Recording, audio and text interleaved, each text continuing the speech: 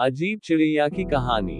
एक बार की बात है, एक शहर में एक बड़े से पेड़ पर एक पक्षी रहता था जिसका नाम था बंटी। ये बहुत ही सुंदर और सफेद रंग का पक्षी था। बंटी में एक खास और अद्भुत बात यह थी कि उसका मल थोड़ी देर में सोने में बदल जाता था। ये बात किसी को भी पता नहीं थी। एक बार उस पेड़ के नीचे से एक राहगीर गुजर रहा था। पेड़ के नीचे छाया देखकर उसने सोचा क्यों ना थोड़ा आराम करने के बाद यहाँ से आगे जाऊं। और वह उस पेड़ की छाया में आराम कर ही रहा था कि इतने में बंटी पक्षी ने उसके सामने मल त्याग कर दिया। जैसे ही पक्षी का मल जमीन पर पड़ा, वो सोने में बदल गया।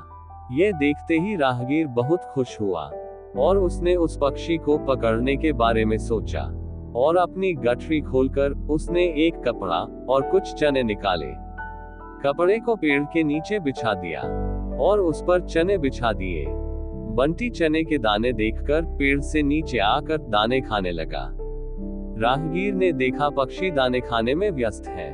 मौका मिलते ही उसने कपड़े को चारों तरफ से मोड़ लिया। बंटी कपड़े में बंध गया। उसके बाद क्या था, राहगीर के खुशी का ठिकाना नहीं रहा।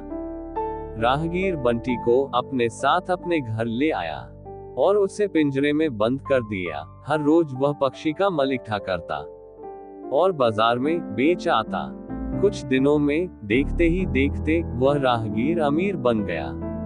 एक दिन राहगीर के मन में चिंता सताने लगी कि अगर राजा को इस बारे में पता चला तो वह पक्षी को अपने पास तो रखे लेंगे पर मुझे सजा भी देंगे।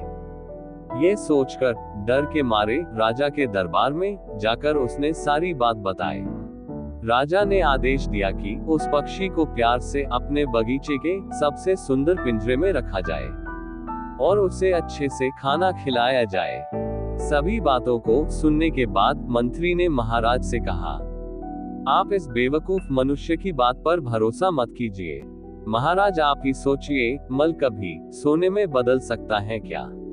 यह मनुष्य का दिमाग तो नहीं खराब है? कभी ऐसा होता है क्या? इसलिए अच्छा होगा कि इसे आजाद करने का आदेश दे। बंटी यह सब बातें सुन रहा था। मंत्री की बात सुनकर महाराज ने बंटी को आजाद करने का आदेश दिया। बंटी जाने की बात सुनते ही खुश हो गया। जैसे ही सिपाही ने पिंजरे का दरवाजा खोला, बंटी तुरंत ही पिंजरे में से निकलकर महल के दरवाजे के पास सोने का मल त्याग करके वहां से उठ गया। ये देखते ही राजा ने सिपाहियों को बंटी को पकड़ने का आदेश दिया, लेकिन तब तक वो पक्षी उड़ चुका था। अब राजा के पास पछतावे के अलावा कोई रास्ता नहीं था। दोस्तों, इस कहानी से हमें ये सीख मिलती है कि जल्दबाजी में कोई भी फैसला नहीं लेना चाहिए।